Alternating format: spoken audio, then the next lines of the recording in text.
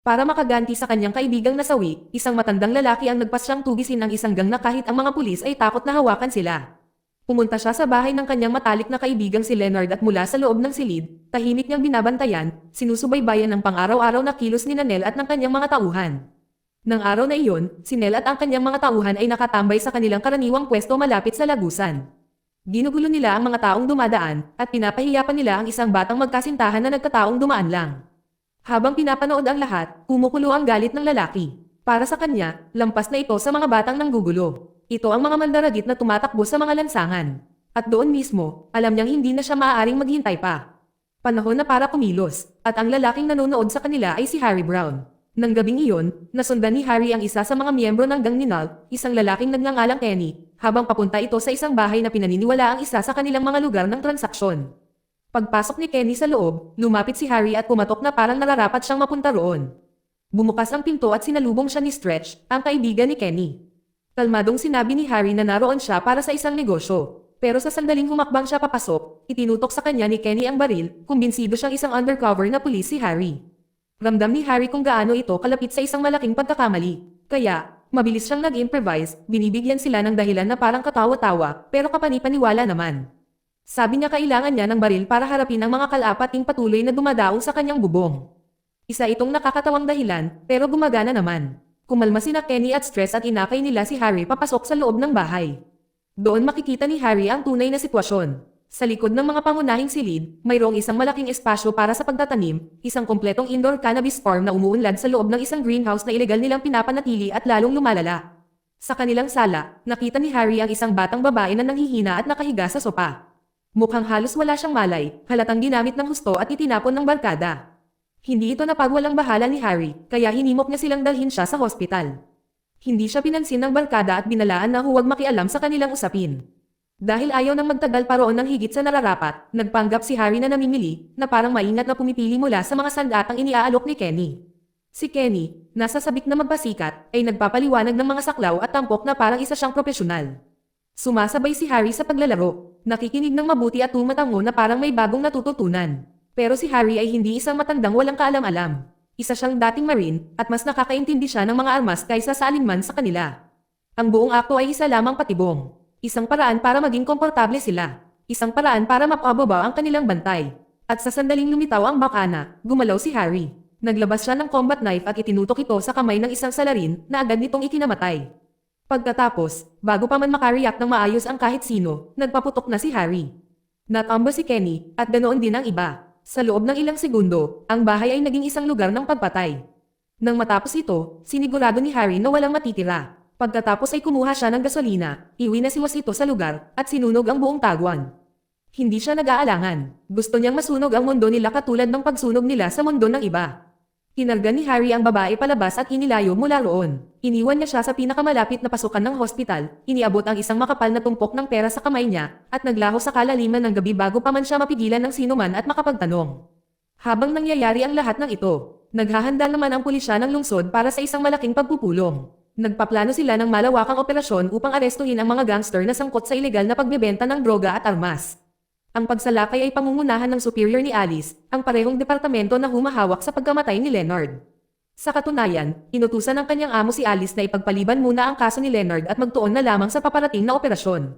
Samantala, patuloy na isinasagawa ni Harry ang kanyang misyon ng mag-isa. Araw at gabi, binabantayan niyang mabuti ang grupo ni Nal, maingat na pinagmamasdan ang kanilang mga galaw at naghihintay sa tamang sandali para sumugod. Isang araw, habang nagtitipon ang mga miyembro ng gang malapit sa tunnel, napansin ni Harry ang isang kalbong lalaki na papalapit sa kanila. May awtoridad ang lalaki, at malinaw na idinagalang siya ng ibang mga gangster. Pagdating niya, tinawag niya ang isa sa mga tauhan ni Nal, isang lalaking nagngangalang Marky, at sinenyasan itong sumama. Ang hindi nila namamalayan ay pinagmamasdan ni Harry ang lahat mula sa malayo. Walang babala, bigla siyang lumabas at binaril ang ballman hanggang mamatay. Agad na sumiklab ang kabuluhan. Sa gitna ng kabuluhan, nagawa ni Harry na mahuli si Marky at hilahin ito papasok sa isang bakanteng silid kung saan niya ito banihag. Sa loob ng silid na iyon, pinilit ni Harry si Marky na ibunyag ang mga pangalan ng mga lalaking responsable sa pagpatay sa kanyang matalik na kaibigan. Noong una, ayaw magsalita ni Marky. Pero nang nilinaw ni Harry na hindi siya magdadalawang isip na patayin siya, sumuko na rin si Marky. Sa halip na magsalita, iniabot niya kay Harry ang telepono niya. May video recording sa telepono. Nang gampanan ito ni Harry, napilitan siyang manood ng isang nakakatakot na eksena. Pinalibutan ng 6 na lalaki si Leonard at brutal na inatake siya. Walang awang binugbog nila siya, pagkatapos ay paulit-ulit siyang sinaksak hanggang sa siya ay mamatay. Habang pinapanood ang footage, halos hindi mapigilan ni Harry ang kanyang kalungkutan. Mabilis na napalitan ng galit ang sakit, habang nakikita niyang inaapi ang kaibigan. Nag-aalab sa galit, iginiit ni Harry kung sino sa kanila ang gumawa ng nakamamatay na saksak. Hindi nagtagal pagkatapos noon, pabalik sa tunnel kung saan karaniwang nagtitipon ang gang, si Null at ang ilan sa kanyang mga tauhan ay nagpapahinga kasama ang kanilang mga kasintahan. Bigla silang nagulat nang sumulpat si Marky, naglalakad palapit sa kanila na nakatali ang mga kamay at paa. Nalito ang mga miyembro ng gang, at nagsimulang alamin kung ano ang nangyayari, ngunit agad silang sinabihan ni Marky na umalis agad, at binalaan silang armado ang lalaking nagdala sa kanya roon. Halos wala na silang oras para gumanti bago biglang umalangaw ang mga putok ng baril sa tunnel. Lumabas si Harry mula sa kadiliman at pinaputukan ang gang. Isang marahas na barilan ang sumiklab sa loob ng tunnel. Halos agad na natamba ang ilang miyembro ng gang, ngunit isa sa kanila ang nakaganti ng putok na tinamaan si Harry bago tumakas. Sinubukan siyang habulin ni Harry, ngunit kaunti lang ang narating niya. Sa wakas ay naabutan siya ng tama ng baril at siya ay bumagsak sa aspalto. Malayo pa sa tapos ang pangangaso, pero ngayon may isang bagay na tiyak na alam si Harry. Nasa kamay na niya sa wakas ang mga pangalan ng mga lalaking pumatay sa kanyang matalik na kaibigan.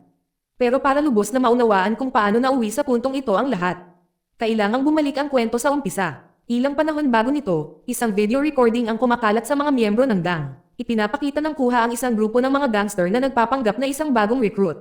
Sa una, parang isa lamang itong walang ingat na pagpapakita ng katapangan, ngunit mabilis na nawalan ng kontrol ang sitwasyon nang magsimulang kumilos ng ligaw ang bagong recruit habang may hawak na baril. Sinimulan na nilang barilin ang sino mang nasa harap nila, maging ang isang inang naglalakad sa parke habang karga ang kanyang sanggol ay nagiging pantirya. Agad na napatay ang babae dahil sa putok ng baril. Nang mapagtanto ang kakilakilabot na bagay na kanilang ginawa, agad na tumakas ang mga miyembro ng gang.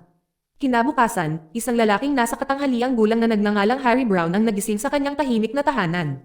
Mula sa radyong tumutugtog sa background, isang ulat ng balita ang tumatalakay sa isang brutal na pamamaril na isinagawa ng isang grupo ng mga gangster. Nakalulungkot, ang ganitong uri ng karahasan ay hindi naman kakaiba sa kapitbahayan kung saan nakatira si Harry. Ang krimen ay naging bahagi na ng pang-araw-araw na buhay sa lugar, at tila nabibigatan ang mga pulis. Nahihirapang kontrolin ang lumalaking aktibidad ng mga gang. Pagkatapos mag-almusal, naghanda si Harry para bisitahin ang kanyang asawa sa ospital. Matagal na itong nasa coma, at ang pagbisita rito ay naging bahagi na ng kanyang nakagawian. Hindi kalayuan sa apartment ni Harry, may isang tunnel na nagsisilbing shortcut papunta sa ospital. Gayunpaman, ang tunnel na iyon ay isa ring paboritong lugar ng pagtitipon para sa mga lokal na gangster. Sa halip na makipagsapalaran sa kanila, pinili ni Harry ang mas mahaba at mas ligtas na ruta.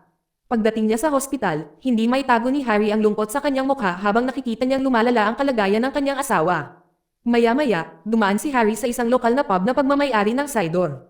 Habang umorder ng inumin, nilapitan siya ng kanyang matalik na kaibigang si Leonard Atwell. Naupo silang dalawa at nagsimulang maglaro ng tahimik na chess, isang bagay na madalas nilang ginagawa ng magkasama. Habang naglalaro sila, may dalawang gangster na pumasok sa pub. Isa sa kanila ay isang lalaking nagngangalang Kenny. Doon mismo sa harap ng lahat, casual silang nagsasagawa ng isang transaksyon ng droga. Napansin ito ni Leonard at tahimik na sinabi kay Harry na si Sid ay hindi ang mabuting tao na pinaniniwalaan ni Harry. Ayon kay Leonard, tumatanggap si Sid ng suhol mula kay Kenny. Kaya naman, hindi niya kailanman isinusumbong hanggang sa pulisya. Kahit na hindi lang pagbebenta ng droga ang sangkot ni Kenny, nagbebenta rin siya ng mga armas at nagsasamantala sa mga minor de edad na babae. Nang marinig ito, mabilis na sinabihan ni Harry si Leonard na hinaan ang kanyang boses. Ayaw niyang madamay ang kaibigan niya sa hindi kinakailangang gulo. Sa isip ni Harry, mas mabuting huwag nang makisali sa mga taong tulad niyan. Nang gabing iyon, nagambala ang tulog ni Harry ng ingay sa labas ng kanyang apartment. Isang grupo ng mga gangster ang nagtatangkang pasukin ang isang kotseng nakaparada sa looban. Inatake pa nga nila ang may-ari ng sasakyan, kaya't naiwan ang kawawang lalaki na nakahandusay sa lupa. Pinanood ni Harry ang pangyayari, ngunit pinili niyang huwag makialam. Alam niyang matanda na siya ngayon, at ang pagpasok sa sitwasyong iyon ay maaaring lalong magpulalan ng sitwasyon. Maya-maya, habang natutulog si Harry, bigla siyang nakatanggap ng tawag mula sa ospital. Ipinaalam ng mga doktor sa kanya na naging kritikal na ang kalagayan ng kanyang asawa. Sa gitna ng malakas na ulan, nagmamadaling lumabas si Harry ng kanyang apartment at nagtungo sa ospital. Kahit sa ganitong kagipitan ng sitwasyon, iniiwasan pa rin niya ang mapanganib na lagusan at sa halip ay tinahak ang pangunahing kalsada. Ang mas mahabang ruta ay nagsasayang ng kanyang mahalagang oras. Nang sa wakas ay dumating si Harry, huli na ang lahat. Hindi na siya nagkakaroon ng pagkakataong magpaalam sa kanyang asawa bago ito pumanaw. Pagkalipas ng ilang araw, nakitang tahimik na nakatayo si Harry sa may puntod ng kanyang asawa at anak. Dinadalaw siya ni Leonard doon. Halatang, labis na nalungkot si Harry sa pagkawala ng kanyang asawa. Ngayon, ang tanging natitirang tao sa buhay niya ay ang matalik niyang kaibigan na si Leonard. Gaya ng dati, dumadaan silang dalawa mamaya sa paborito nilang pub. Doon, ikinwento ni Harry ang kanyang mga kabataan noong siya ay naglingkod bilang isang sundalo sa militar at kung paano niya unang nakilala ang babaeng magiging asawa niya. Lumalabas na si Harry ay dating isa sa pinakamahuhusay na sundalo sa kanyang unit at nakatanggap ng ilang medalya para sa kanyang serbisyo. Ngunit hindi inaasahang nabago ang usapan nang biglang magtanong si Leonard kung nakapatay na ba si Harry ng kahit sino noon.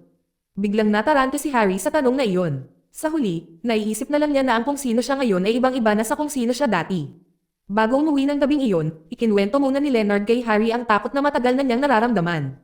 Halos araw-araw, ginugulo siya ng mga lokal na gangster. Palagi nila siyang binyo-bully, at minsan, binato pa nila ng supot ng dumi na direktang tumama sa mukha niya. Para makayanan ang pananakot, isiniwalat ni Leonard na nagsimula na siyang magdala ng kutsilyo, umaasang magbibigay ito sa kanya ng lakas ng loob na ipagtanggol ang sarili kung sakaling lumala ang sitwasyon. Nang makita kung gaano nanginginig ang kaibigan niya, sinubukan ni Harry na pagkalmayan ito. Pinayuhan niya si Leonard na manatiling matyaga at iulat ang panggigipit sa pulisya sa halip na harapin hanggang ng mag-isa.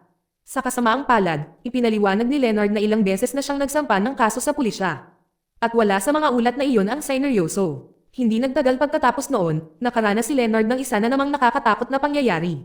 Sa kalagitnaan ng gabi, habang natutulog siya, biglang napuno ng makapal na usok ang kanyang apartment. Nagising siyang umuubo at nahihirapang huminga. Lumalabas na nagsunog ng basura ang mga gangster sa labas mismo ng kanyang pintuan, sadyang tinatakot siya. Galit na galit si Leonard kaya lumabas siya at galit na hinarap sila. Kinabukasan, hindi inaasahang binisita si Harry ng dalawang pulis, sina Alice Franklin at Terry Hickok. Nagdadala sila ng mapaminsalang balita. Natagpo ang patay si Leonard Atwell sa loob ng tunnel kung saan karaniwang nagtitipon ang mga gangster. Iniimbestigahan pa rin ang kaso, ngunit malakas ang hinala ng pulisya na pinatay si Leonard. Tinanong ni Alice si Harry tungkol sa kalagayan ng isip ni Leonard noong huling pagkikita nila. Ipinaliwanag ni Harry na ang kanyang kaibigan ay labis na natatakot, palaging pinahihirapan ng grupo ng mga batang manyakis sa kapitbahayan. Pagkaalis ng mga opisyal, naiwan si Harry na mag-isa dala ang mapaminsalang katotohanan na wala na ang huling taong tunay niyang pinahahalagahan. Pagkalipas ng ilang panahon, inaresto ni Alice at Hickok ang isang binatilyo na nagngangalang Null. Kilala siya bilang pinuno ng gang na nag-ooperate sa lugar at pinaghihinalaan ng pulisya na maaaring may kinalaman siya sa pagkamatay ni Leonard.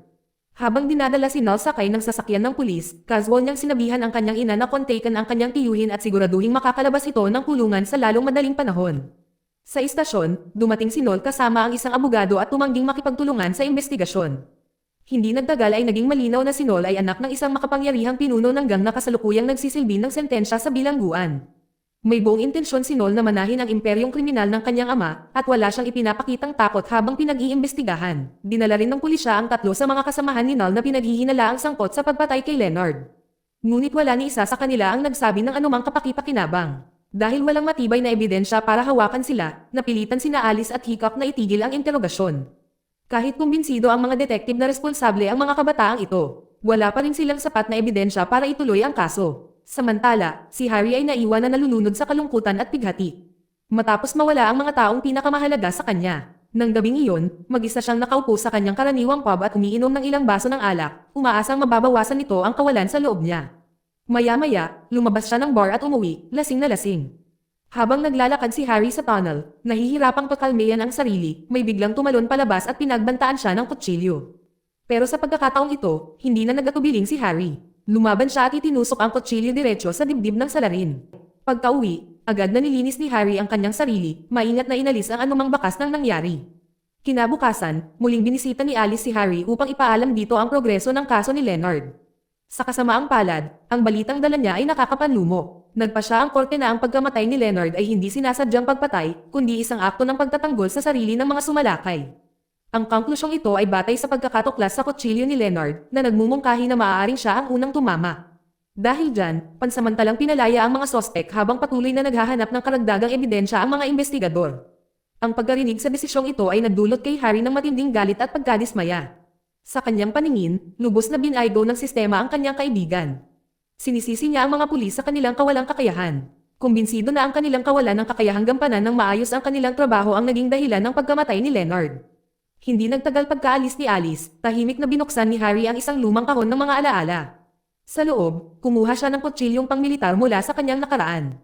Di nagtagal, tumungo siya sa bahay ni Leonard, na ngayon ay sinakop na at ginawang himpilan ng mga gangster.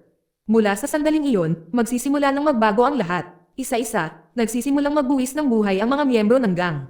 Kumalat ang karahasan sa kapitbahayan habang tahimik na sinimulan ni Harry ang kanyang pangangaso. Kalaunan, ang paghabol ay humantong sa isang mabangis na bar isang gabi na nag-iwan kay Harry na malubhang na sugatan.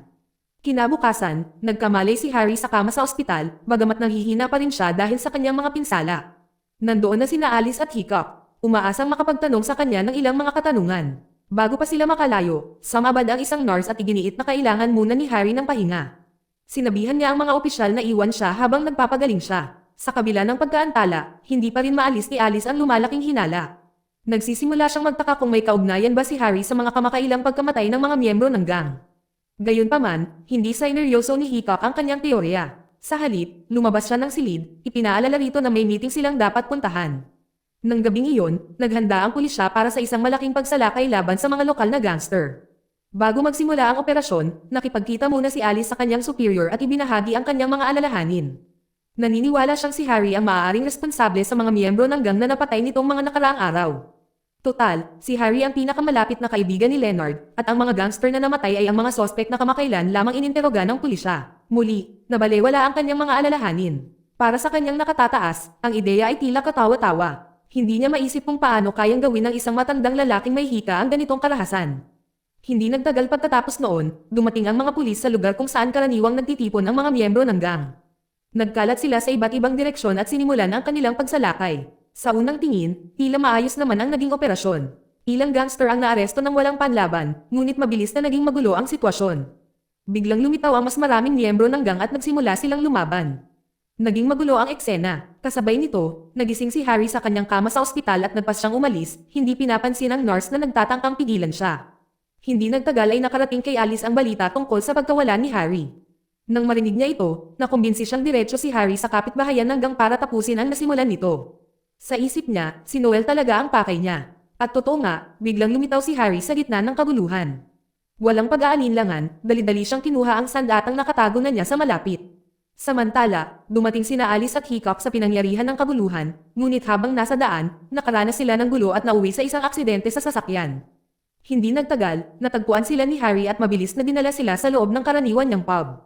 Pagpasok sa loob, hiniling ni Harry kay Sid na tumawag ng ambulansya sa lalong madaling panahon, ngunit nag-iba ang sitwasyon nang may ibunyag si Alice na isang bagay na nakakagulat. Si Sid ay tiyuhin talaga ni Null, ibig sabihin ang lalaking pinagkakatiwalaan ni Harry ay maaaring isang seryosong banta na ngayon sa kanilang lahat. Kahit na narinig ito, ayaw pa ring umatras ni Harry. Sa halip, hinarap niya si Sid ng direkta, tinutukan ito ng baril at tinanong kung saan nagtatago si Null. Bago pa man makasagot si Sid, biglang lumabas si Null mula sa kanyang pinagtataguan.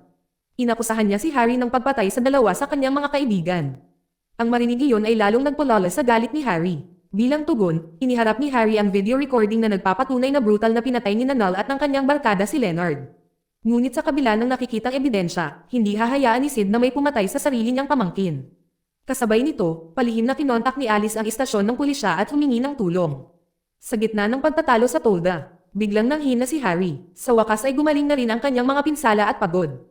Nang makita ang pagkakataon, kinuha ni Sid ang baril at pinatamaan si Harry, na nagpatamba dito. Dahil pansamantalang walang magawa si Harry, ibinaling ni Noel ang kanyang atensyon kay Alice at marahas itong inatake. Simple lang ang plano nila, balak nilang patayin sina Harry at Alice, pagkatapos ay itapon ang kanilang mga bangkay sa kalye para magmukhang biktima sila ng kabuluhan. Bago iyon mangyari, unang kumilos si Sid at pinatay si Hickok sa pamamagitan ng pagtakip sa kanyang ilong at bibig hanggang sa siya ay mawala ng hininga. Samantala, sinubukan ni Null na sakalin si Alice para mawalan ng buhay, ngunit sa huling lakas na natitira sa kanya, nagawa ni Harry na agawin ang baril nito at magpaputok. Tinamaan si Null ng bala at napatay siya. Halos agad-agad, gumanti ng putok si Sid at binaril si Harry, na nag-iwan dito na hindi makagalaw. Nang mapagtantong buhay pa si Harry, lumapit si Sid para tapusin ang trabaho. Sa eksaktong sandaling iyon, dumating ang mga sniper ng pulisya at tinatake si Sid bilang kanilang target.